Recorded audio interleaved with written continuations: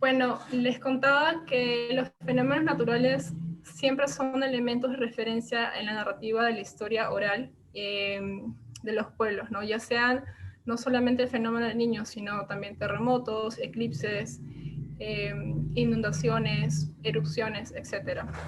Por lo general, en la historia siempre se aborda a estos fenómenos desde una visión catastrófica.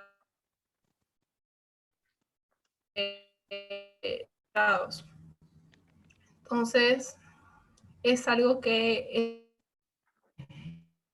se cambia un poco la perspectiva y se busca abordar no solamente los efectos negativos, sino también los positivos que podrían estar entre líneas de los documentos o de la narrativa, ¿no?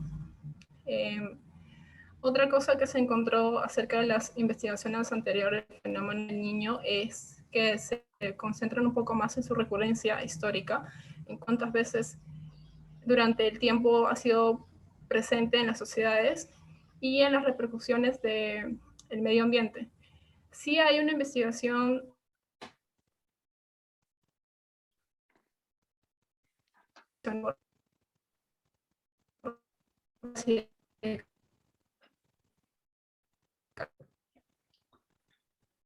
entonces, bueno, los elementos o los ejes de esta investigación son el sujeto a la población de Sechura, que si es que más adelante da el tiempo podemos decir que no solamente son Sechura en sí, sino que son varias poblaciones que se encuentran en este entorno dispersas, ¿no? Como Nunura o Punta de Aguja, Pisura y Muñuela, Municlá. El espacio geográfico es el desierto de Sechura, en realidad el despoblado, que no solamente es un desierto en sí, sino que también tiene áreas de franja costera, un área de bosque seco.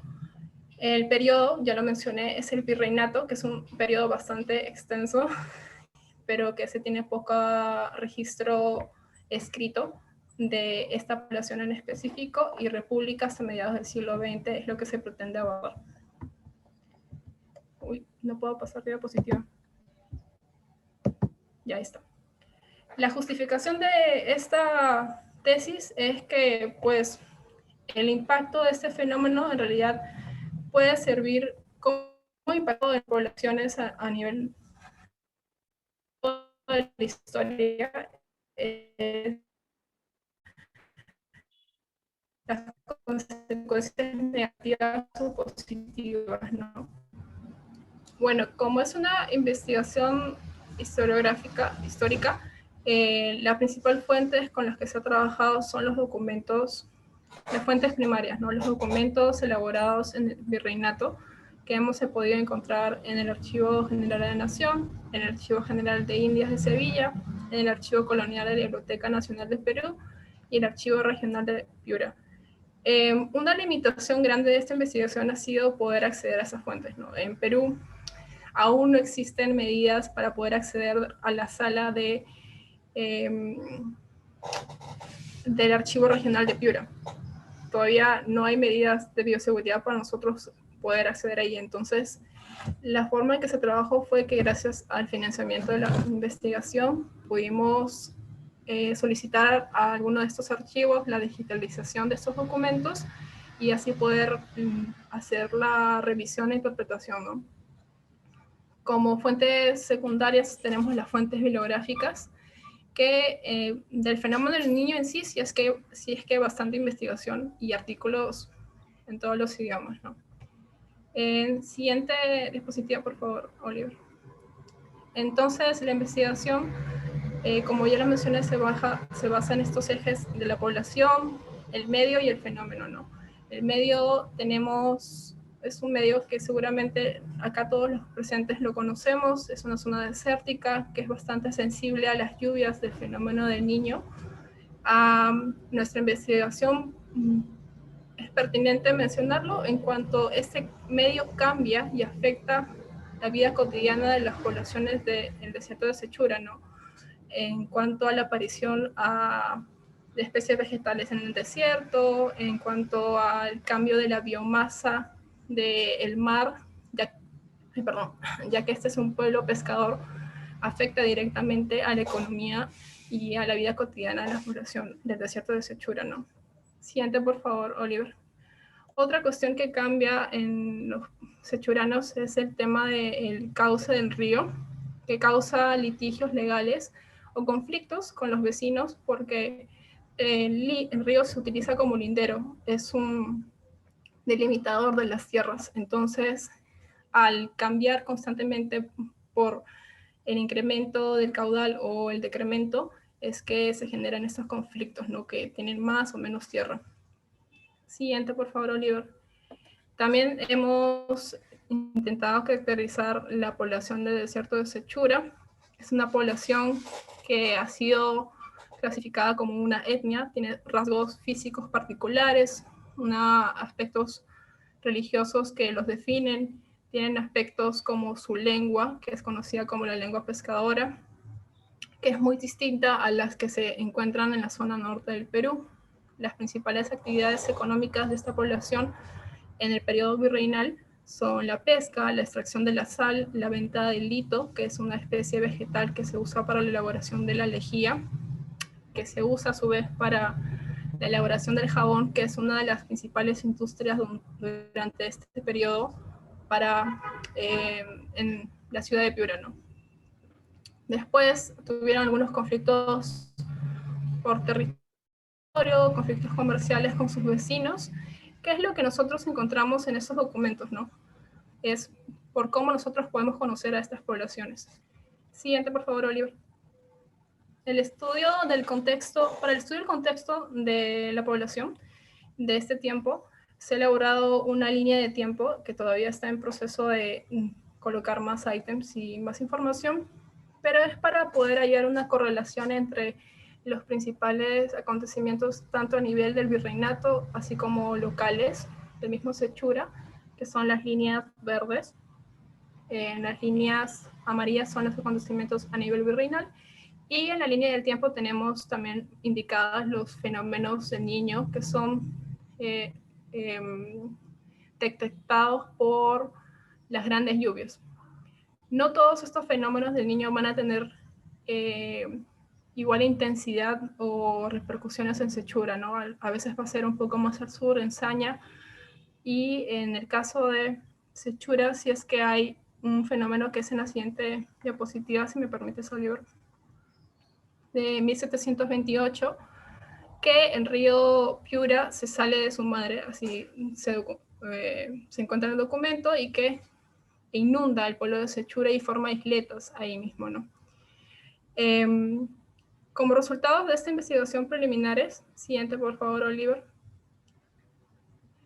hemos intentado nosotros detectar como que las dos consecuencias que podrían haber afectado a la vida de los sechuranos, ¿no? La siguiente, por favor, Oliver. Son el incremento de lluvias, ya sean moderadas o intensas, y el aumento de la temperatura del mar, ¿no? Es un poco cómo se ha podido ordenar estos efectos tanto negativos como positivos, ¿no? En cuanto a las consecuencias generadas por las lluvias en sí y por el cambio de la temperatura del mar, es la transformación ecológica. Algo que ya mencioné es la reconfiguración de la biomasa del mar donde ellos pescan.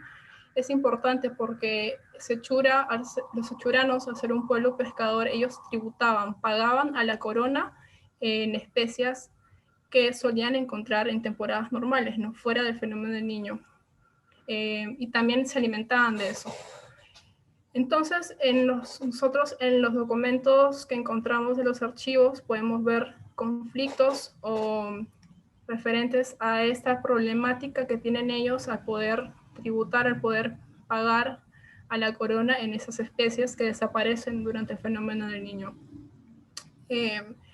Algo que no se menciona y que sí se presume es pues la aparición que sabemos, ¿no? La aparición de moluscos y otras especies que sí han podido usar en beneficio para alimentarse de ellos y para hacer algún intercambio comercial también, ¿no? También respecto a la transformación ecológica es la aparición de toda esta manta verde en el desierto que sirve para alimentar al ganado caprino. El ganado caprino era usado tanto para alimentos como para elaboración del jabón. Ya lo mencioné, que es el principal motor de todo el corregimiento de Piura, ¿no? Luego la reconfiguración demográfica, tenemos desplazamientos de la población a causa de las lluvias, de las inundaciones. Tenemos epidemias, hambres y muerte. Hay una influencia en la cosmovisión del fenómeno del niño en esta población respecto a que los españoles que adoctrinaban a estos indígenas lo utilizaban como un elemento para llamar a la conversión, para alejarlos del paganismo, de las costumbres paganas. Decían que estas lluvias eran consecuencia de justamente de los indígenas llevados a la perversión y era un castigo divino, ¿no? Hay consecuencias en la economía, ya lo mencioné, el conflicto de alcabalas de este pago de este impuesto a la corona española y bueno, las oportunidades generadas, en la siguiente por favor Oliver, son cuestiones que ya he mencionado, ¿no? La explosión de la diversidad biológica, el favorecimiento de la agricultura personal, la agricultura personal para el consumo propio y también sobre todo de la ganadería pecuaria, de la ganadería del ganado caprino. Y bueno, algo que yo he mencionado es que se necesita profundizar un poco en los efectos positivos en la pesca y la recolección de moluscos, que es algo que se presume. No se ha hallado hasta ahora evidencia escrita de este efecto positivo, porque los documentos que nosotros consultamos son litigios legales y que se tienen que tomar con pinzas, ¿no? Porque siempre muestran las dos partes, cada una de ellas va a defender su posición y va a poder transformar un poco el testimonio a favor de ellos, ¿no? Va a exagerar o de repente va a maquillar la realidad. Entonces, se está tomando un poco con cuidado eso y se sigue buscando más información para profundizar un poco en esos efectos positivos, ¿no? De las lluvias. La siguiente diapositiva está un poco el cuerpo de la tesis, cómo es que lo hemos dividido primero en todo el aspecto geográfico y del fenómeno, que son cosas para puntualizar y que si es conveniente para poder nosotros explicar ya después los efectos del fenómeno del niño, ¿no? Muchísimas gracias, Alexa. Wow, tanto trabajo desde que hemos hablado la última vez. Realmente felicidades, súper interesantes. Si todos pueden guardar sus preguntas para el final y tipearlo al final para no perder el hilo de la traducción, ¿no? También lo que voy a pedir a Alexa, Isabela y Noelia es que también ponen sus correos porque después se puede contestar cualquier pregunta que viene después, ¿no? Porque estoy segura que los estudiantes de estudios de museología van a querer profundizar algunas cosas. Entonces, sin palabras más de mi parte, paso al análisis científico. Pero realmente, Alexa y Pavel, felicitaciones, súper interesante. Muchas gracias. Entonces, daremos continuación a nuestra presentación. Un saludo a todos los presentes. Les habla Isabela Zapata y Noelia Palacios. Ambas somos bachilleres en Ingeniería Industrial y de Sistemas por la Universidad de Piura. A continuación, haremos una presentación acerca de nuestra investigación de los registros climáticos de la región de Piura, análisis estadísticos e impactos de la variabilidad climática en la pesca y agricultura en Sechura. Nuestros asesores fueron el doctor ingeniero Rodolfo Rodríguez y el doctor Antonio Mabres. Comenzaré con el planteamiento del problema. Bajo un contexto de que el fenómeno del Niño se ha acentuado en los últimos años y que las zonas áridas de América Latina se volverán más vulnerables a la desertificación, la provincia de Sechura es una de estas regiones catalogadas como áridas e hiperáridas y su población tiene como principales actividades la pesca y agricultura, las cuales se ven muy afectadas durante eventos El Niño. Debido a la aridez, a su vulnerabilidad y bajo un contexto de cambio climático, es necesario centrar un análisis de la variabilidad en esta región y el impacto en estas actividades productivas para tener un mayor conocimiento y poder generar planes de acción que puedan mitigar estas condiciones adversas.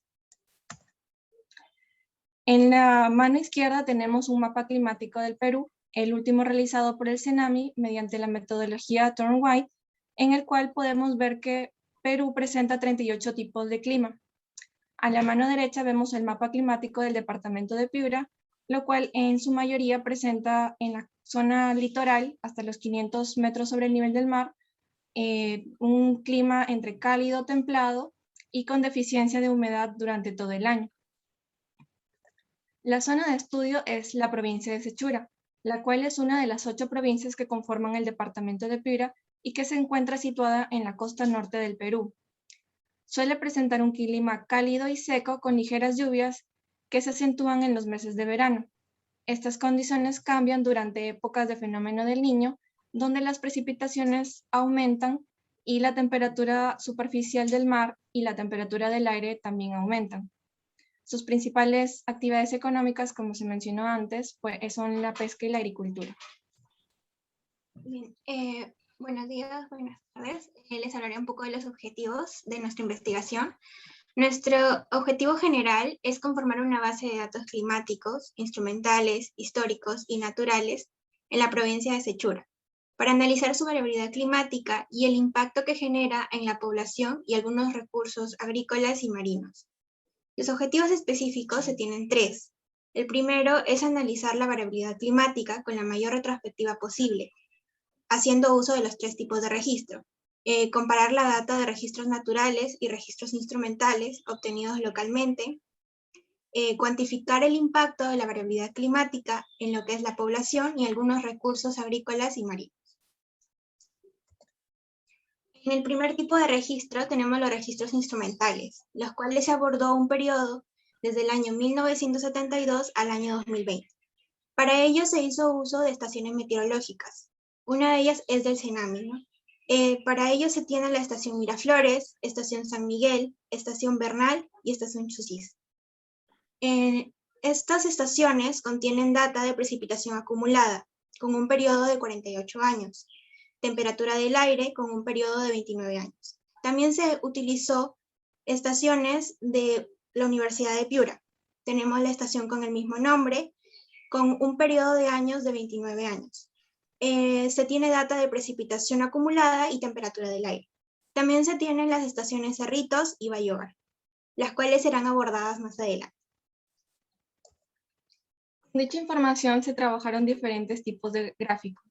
El primero de ellos fueron los climogramas, los cuales se trabajaron con un periodo de años de 1991 al 2019, abarcando 29 años.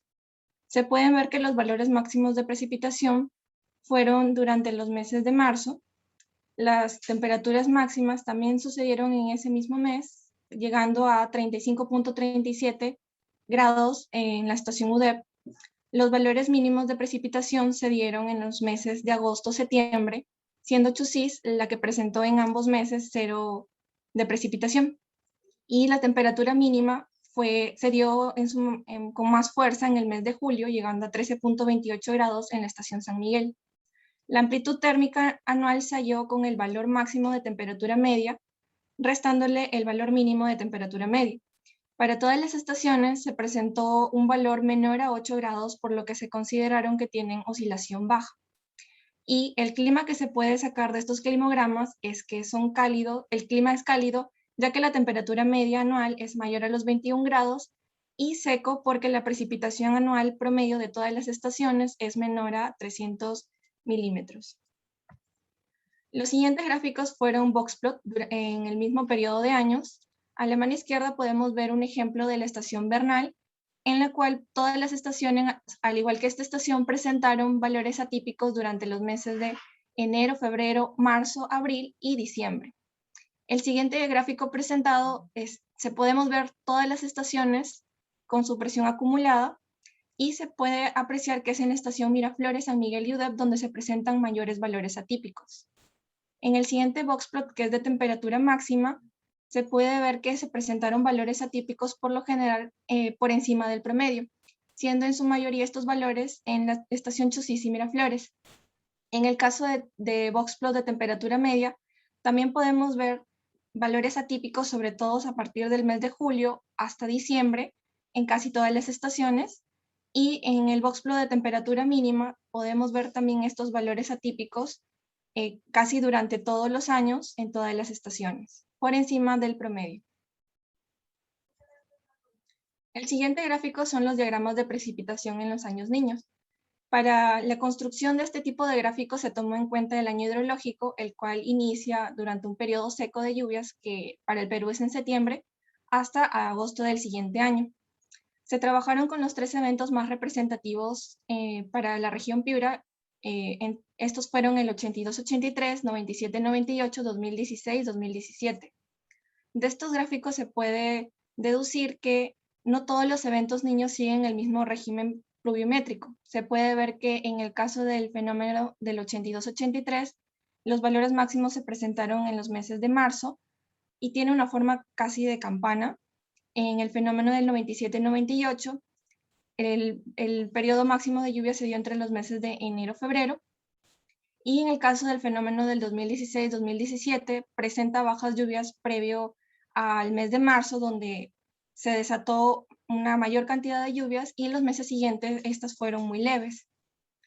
Los valores máximos de precipitación mensual durante estos eventos se dieron principalmente en la estación Miraflores. En el año 82-83 se dio en el mes de abril con 732.5 milímetros, en el 97 y 98 en el mes de enero con 768.7 milímetros, y en el caso del evento del 2016-2017 se dio con mayor valor en la estación Chusís en el mes de marzo. Se puede también sacar de esto que durante un evento El Niño la precipitación acumulada mensual es de entre 8 a 12 veces más que un año normal. Lo siguiente que se realizaron fueron los análisis de tendencias mediante 2 métodos, en las cuales se utilizaron las series históricas de precipitación acumulada, temperatura máxima, temperatura mínima mensual de las estaciones. Aquí hemos puesto como ejemplo la estación Bernal. En el caso de precipitaciones acumuladas, todas las estaciones presentaron valores cercanos dentro de un rango normal, a excepciones de años niños donde la precipitación aumentó abruptamente. Debido a esto, no se puede sacar una tendencia clara que pronostique con tiempo de anticipación la llegada de un niño. Lo mismo sucede con las temperaturas máximas y mínimas. Por sí solos, estos parámetros no ayudan a pronosticar un evento niño. El siguiente método que utilizamos fue la de la línea de tendencias, en la cual nos daba una recta de regresión y cuyo coeficiente mostraba la variación a lo largo del tiempo. En el siguiente cuadro podemos ver la variación anual para cada una de las estaciones. En el caso de precipitación, vemos que la variación anual en su mayoría fueron negativas, siendo el menor negativo el de la estación UDEP. En el caso de temperaturas máximas, en su mayoría presentaron variaciones positivas, siendo la mayor de ellas la estación San Miguel. En el caso de temperaturas medias, la gran mayoría presentaron variaciones positivas, siendo la mayor también la estación San Miguel. Y en el caso de la temperatura mínima, presentaron en su mayoría variaciones negativas, siendo la mayor de esta la de la estación UDEP. Se realizó un análisis de lo que es las anomalías, en este caso de la precipitación. Para esto se utilizó la fórmula en que la anomalía de la precipitación es igual a la precipitación total anual en milímetros entre la precipitación normal en milímetros menos 1%. Para ello, la OMM recomienda utilizar 30 años para hallar esta precipitación normal. Por ejemplo, en este caso tenemos lo que es las anomalías de la precipitación de la estación Bernal, donde se puede observar que en los años niño de 1983, 1998 y 2017, las anomalías se acercan mucho a lo que son 1000%. Y como valores mínimos se obtiene en el año 1990 con menos 98.4. En el caso de las temperaturas, se tiene que la anomalía es igual a lo que es la temperatura de precipitación la temperatura anual menos la temperatura normal. Para ello también la OMM recomienda 30 años, sin embargo se han utilizado 29 por la tenencia de datos. En este caso tenemos la estación Chusis, en donde se observa que para años niño como el año 98 y el año 2017 se tiene una anomalía de menos 0.7, menos 0.1. Como valores mínimos se alcanzan en el año 1999 con menos 1.9 y como valor máximo en el año 2015 con 3.3. En el caso de la temperatura mínima, con la estación UDEP se tiene 1.9 en el año 98, 0.2 en el año 2017. Como valores mínimos se alcanzaron en el año 2011 con menos 2.1 y valor máximo en el año 1997. Las condiciones, también se realizó un análisis de lo que son las condiciones oceánicas, la temperatura superficial del mar, en la zona de Paita. Estos datos fueron recolectados de IMARPE, del gobierno peruano. En este caso tenemos un gráfico de boxplot en donde se observa que hay valores atípicos en la mayoría de meses del año, siendo los más altos en los meses de verano, entre enero y mayo. En el cuadro de la derecha se tiene que el valor máximo fue alcanzado en abril y mayo con 29.4 y el valor mínimo en el mes de agosto con 13.6. Si se realiza un análisis de la frecuencia diaria de la temperatura superficial del mar, se tiene que en los primeros días del año las temperaturas suelen ser más altas, lo cuales son los meses de verano. Lo mismo se hizo un análisis utilizando los meses del año hidrológico, que va desde septiembre hasta agosto, para los años niño, 1982-83, 1997-98, 2016 y 2017. Como se observa, en los meses de verano es donde se dan las temperaturas más altas. También se realizó lo que son la descomposición clásica aditiva y la línea de tendencia, analizando las tendencias de lo que es la temperatura superficial del mar. Como se observa, no se tiene una clara tendencia positiva o negativa, incluso su coeficiente se acerca mucho a cero, siendo de 0.0014. También se realizó un análisis de cómo se comporta la precipitación frente a la temperatura superficial del mar. Para ello se utilizó un estudio hecho por el CENAMI en el que se obtuvo la siguiente fórmula, donde la precipitación es igual a 0 si la temperatura superficial del mar es menor a un T crítico. Es igual a la fórmula encerrada de rojo si es que la temperatura superficial del mar es mayor e igual a una temperatura crítica. Haciendo el análisis con las 5 estaciones, se pudo hallar que el T crítico se acerca mucho entre los 24 grados y 25 grados centígrados. Al analizar gráficamente cómo se comportan las anomalías mensuales de la temperatura superficial del mar y la precipitación, se puede observar que cada vez que hay una alta cantidad de precipitación, las anomalías también suelen ser altas. Así para en todos los casos de las estaciones. También les hablaré acerca de las estaciones que han sido instaladas o reinstaladas gracias a este proyecto. En ellas tenemos la estación Bayobar, que fue instalada en el año 2020, donde se pueden obtener datos como son la temperatura del aire, la temperatura de punto de rocío y la humedad relativa. En ello se obtiene, por ejemplo, que en el mes de marzo se alcanzó un 33.16 grados centígrados de temperatura del aire como máximo y como mínimo en el mes de septiembre, con 14.29. La temperatura de punto de rocío máxima fue de 20.6 en el mes de marzo y la humedad relativa máxima fue de 89.2% y la mínima de 56.5%. La estación Cerritos es una estación que pertenece a la Universidad de Piura y trabajó hasta el año 2018. Gracias al proyecto se pudo reinstalar en el año 2020, donde se pueden obtener datos de precipitación. Para ello, por ejemplo, se obtiene que en el año 2016, un año no niño, se alcanzó 13.22 milímetros de precipitación. Y en el año 2017, un año niño, se alcanzó 110 milímetros de precipitación. El segundo tipo de registros son los históricos, los cuales abarcan desde 1525 al 2019. Se utilizó información de diversos autores que aportaron valiosa información de posibles eventos niños y su cronología a partir de documentación histórica.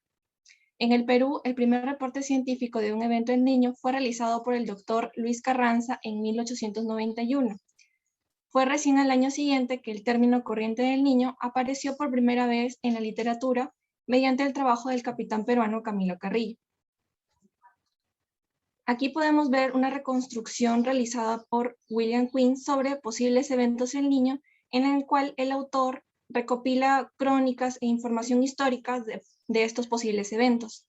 Este trabajo lo realizó en 1993. El autor considera las magnitudes de moderado, fuerte y muy fuerte, con más y menos añadidos para valores intermedios, terminando así una escala del 1 al 6.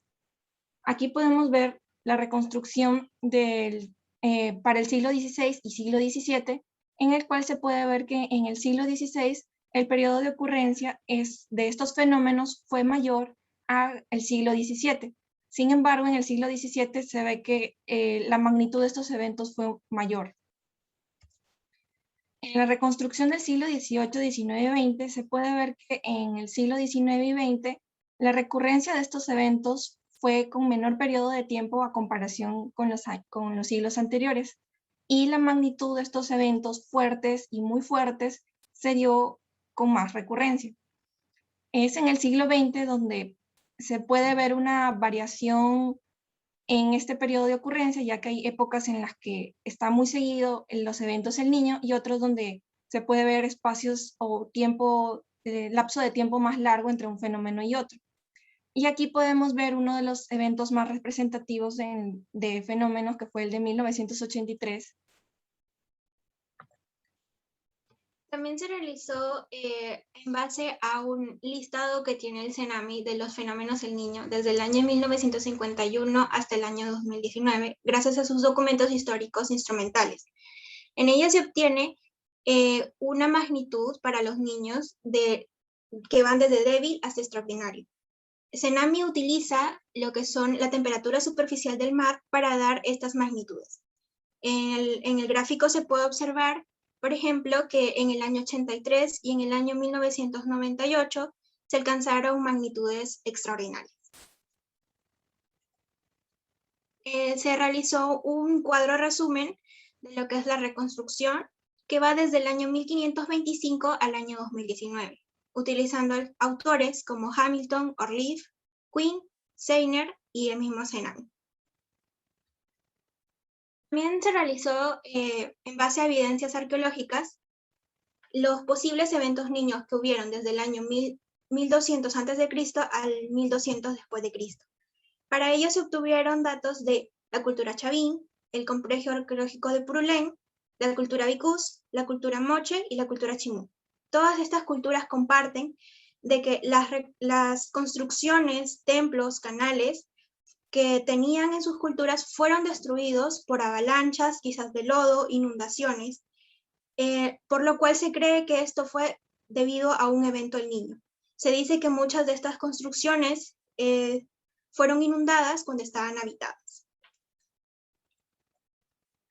El siguiente tipo de registros son los registros naturales, los que pueden llegar a abarcar de 1500 a.C. a 1500 después de Cristo.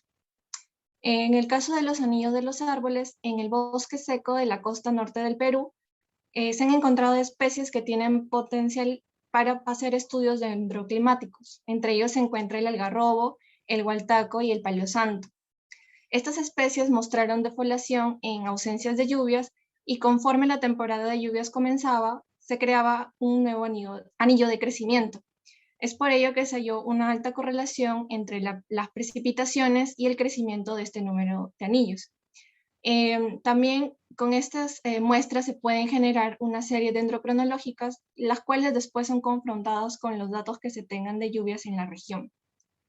Los siguientes son los cordones litorales, los cuales se encuentran a lo largo de la costa peruana. Algunos se encuentran a varios kilómetros del litoral. Los principales cordones litorales en la costa norte del Perú son 4: el cordón de Colán, Chira, Sechura y Santa. Para el estudio de estos cordones se realizaron diferentes tipos de métodos. A esto se le añade el último cordón, el de Máncora, creado justamente durante un evento extremo El Niño, que sucedió en 1983. Esto fue un gran aporte para las investigaciones, ya que brindó luces y también confirmó que es posible que estos eventos o la serie de estos eventos pueden generar un nuevo cordón litoral. De todos los cordones mencionados, los cordones de Chira, Colán y Sechura presentaron correlaciones altas a implicaciones de formación por consecuencia de eventos El Niño, mientras que el de Santa presentó una mala correlación, por lo que las investigaciones dicen que mencionan que no está ligada a la formación de eventos El Niño. Todas estas cordones presentan una geomorfología y sedimentación diferentes entre sí. Y por último, los depósitos aluviales, los cuales en el actual proyecto se están desarrollando. Resultados preliminares del impacto climático. Para trabajar esta parte se utilizó data que genera el gobierno en este caso se trabajó con el rendimiento de limón en la región de Piura. Y se confrontaron principalmente con los datos de temperatura, los cuales se sacaron promediando los datos de estaciones meteorológicas con las que habíamos trabajado, al igual que la precipitación. En el gráfico de arriba se puede ver que el rendimiento de limón no presenta una sensibilidad marcada a los cambios de temperatura, mientras que en el caso de la precipitación se ve que para precipitaciones muy altas el rendimiento de limón presenta un valor muy bajo. Cuando se realizaron correlaciones de temperatura, se vio que la temperatura que mejor correlación guardaba con el rendimiento de limón era la temperatura media. Se generó así una ecuación de regresión con datos de cosecha de limón, de lluvia, temperatura media y año, los cuales presentaron buenos valores estadísticos de los coeficientes, ya que fueron estadísticamente significativos, menores a 0.05, y el R cuadrado ajustado del modelo dio 68.54, lo cual es relativamente bueno, es relativamente alto. También se realizó un estudio del gráfico de residuos, el cual cumplió con los 4 supuestos de normalidad. También se realizó el análisis del impacto en la pesca. Para ello se utilizaron datos del desembarque de pesca directa. Gracias a IMARPE se obtuvo estos datos y al gobierno peruano. Bueno, se analizó cómo se comporta con la precipitación. De igual forma que en el caso anterior no se tiene una clara sensibilidad con la precipitación. Sin embargo, en el año 2002 y en el año 2017, donde son las precipitaciones más, donde se puede observar valores más altos, se ve que el desembarque suele disminuir con respecto a valores de años anteriores. Y lo que es con la anomalía, tampoco se ve una clara sensibilidad. Sin embargo, al analizarlo en un modelo de regresión, se pudo obtener el modelo que se ve con un 71.68% de R cuadrado ajustado, lo cual es bastante bueno. Se realizó el análisis ANOVA, dando p-valores bastante significativos, menores a 0.05, y también se realizó el análisis de los 4 supuestos, lo cual también fue bastante bueno. Gracias.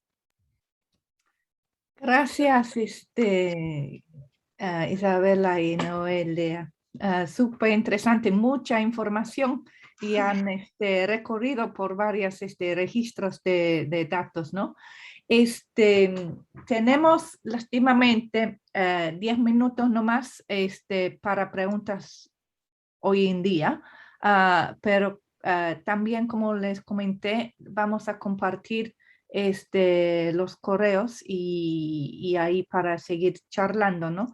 Para explicar, los estudiantes de museología aquí van a hacer una exhibición ahí en el Museo de Pesca aquí en Escocia, utilizando información del proyecto. Entonces, por eso están asistiendo. Entonces, Si hay algunas preguntas, se puede levantar la mano y también escribirlo en el chat.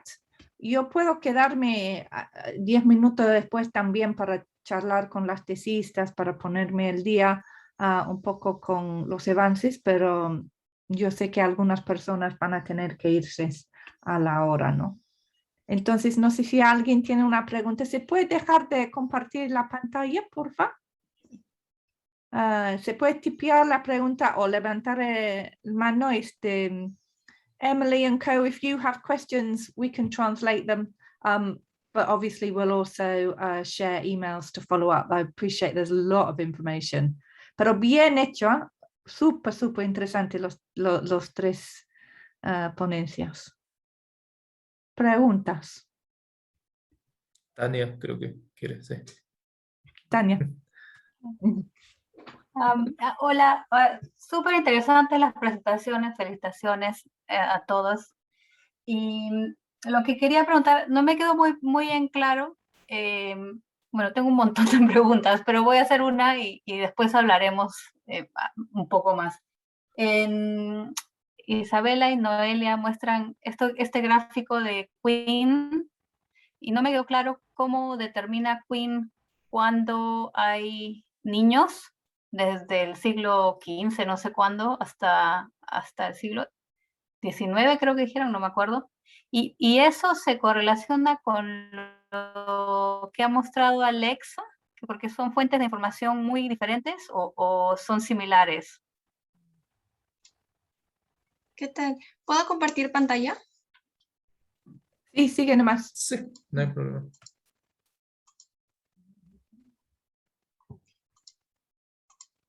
Para las reconstrucciones de Queen, en realidad lo que hizo fue recopilar, por ejemplo, crónicas y también toda documentación histórica que mencionaban, por ejemplo, que en tal año hubo una lluvia muy fuerte. Como en ese entonces no se tenían registros instrumentales, entonces lo único que daba información que era un posible evento niño eran porque se perdieron cosechas debido a una lluvia muy fuerte, tal vez porque se cayó un puente. Es por eso que él también utiliza un rango de confiabilidad, porque no solamente el hecho de que haya una lluvia fuerte puede estar relacionado a un evento del niño. Y más o menos teniendo esos criterios de confiabilidad, quiénes son los autores o las personas que notifican sobre estos eventos, ¿no? Porque también hay personas encargadas a veces de registrar el clima. Entonces ahí también hay una mayor confiabilidad. Y en base a eso, más o menos, él saca una reconstrucción de posibles eventos del niño. Sí. Y teniendo esa información en su investigación, nosotros le hemos pasado a este tipo de gráfico para poder visualizarlo de una mejor forma. Claro, en lo que él más se basa es en lo que son relatos de los pobladores, que los va anotando en su publicación, ¿no? Y luego los clasifica según lo que él ha podido notar. Quizás si hubo, como dijo Isabela, ¿no? Alguna destrucción de algún puente, de algún templo, entonces ya lo toma como si de verdad fue un fenómeno del niño. Además, si hay más relatos que hablan sobre ello, ya lo va nombrando con tal magnitud. Sería súper interesante ver dentro del contexto de las historias orales que están haciendo en Mala Vida con los chicos del colegio, si hay algún relato ahí de la zona, ¿no? Por ejemplo, de este tipo de inundaciones y con puentes y cosas así, ¿no? Si van pasando por generaciones o no de la zona que no están reconocido en Queen ni en otras fuentes. Eso sí sería interesante. Sí, en realidad sí tiene correlación con la línea de tiempo que yo he hecho. Yo uso a Hockenger, a Queen, no sé pronunciar el apellido, pero lo voy a escribir para que lo puedan consultar. Uso cuatro historiadores para hacer mi línea de tiempo, para resaltar como los años de más intensidad de lluvia y de regular. Entonces está el apellido que escribí, Queen y Mayolo, Hockenheim Sí. y Eguiguren. En el caso de Eguiguren, él sí en los años que son contemporáneos a él, unos 50 años atrás, él sí tiene relatos de las lluvias intensas en Piura. Ahí sí hay como un relato oral que él llega a plasmar, ¿no? O sea, de sus padres, de sus abuelos que le contaron tal lluvia, tal puente se inundó. Y Hohenauer me parece que también, o uno de esos autores también no solo usan las fuentes de las crónicas, sino también estudios arqueológicos. Hay estudios arqueológicos de evidencia de estas grandes lluvias en las huacas, ¿no? De cómo es que repercuten en ellas. Pero sí es algo importante mencionar que correlación no es causalidad. Entonces, a veces estas lluvias podrían haber sido o no fenómenos de niño, o podrían haber sido un evento aislado, ¿no? Pero se asumen como fenómeno de niño porque hay otros indicadores, ¿no? Súper, gracias. ¿Otras preguntas? Solo una acotación para lo que señala Alexa, que está muy bien como ella lo ha estado trabajando. A las fuentes arqueológicas y a las crónicas se les agrega también la fuente escrita, o manuscrita, diríamos. Esta fuente de los archivos, de las cuales hemos, por ejemplo, revisado un par del Archivo Regional de Piura, que se refieren a la esterilidad, y que ella lo mencionó en la exposición. Es decir, la esterilidad de las especies marinas en las que ellos tributan en un año común y corriente. Por ejemplo, para el siglo XVI es el caso de Colán, que luego lo toman como referencia 100 años después, los indios de Sechura, a fines del 17, de que, por ejemplo, el clima ha cambiado de tal manera que ya no hay, y que esto influenciado por las lluvias, que no hay el toyo y las sardinas que ellos suelen pescar en un año común y entregar como tributo. Ellos señalan y van ante el corregidor y le dicen que no pueden, que por favor le cambien esta entrega en especie que ellos hacen por moneda. Lo tasen a ver cuánto ellos tienen que entregar en moneda, porque es imposible que entreguen, porque no hay, ¿no? No hay esos productos. Entonces, esa información de archivo que no está recogida, por ejemplo, en las crónicas, también sirve para ver como un fundamento para decir que ahí ha habido, ¿no?, un evento de lluvias, gran cantidades, que ha alejado, pues, ¿no? Se ha calentado el mar de tal manera que aleja a las especies en años, en épocas de lluvia grande, ¿no? O mediana también. Eso también sirve para poder complementar la información. Y lo trabaja también muy bien el profesor, que también lo estamos utilizando dentro de la bibliografía, un historiador, Lorenzo Huertas.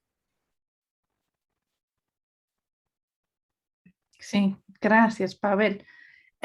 Justamente quería tocar el tema, Alexa, de eso de la etnia de los sechuranos. ¿Esta clasificación duró por cuánto tiempo?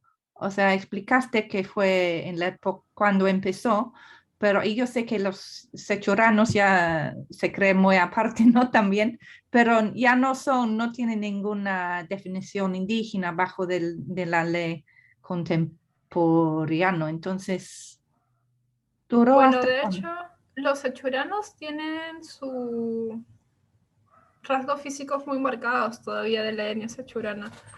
La forma incluso de el habla es algo que se cree que todavía se percibe en el tiempo de esa lengua sechurana. La verdad es que no sabría responder hasta cuándo se considera una etnia. Yo considero que debe ser hasta,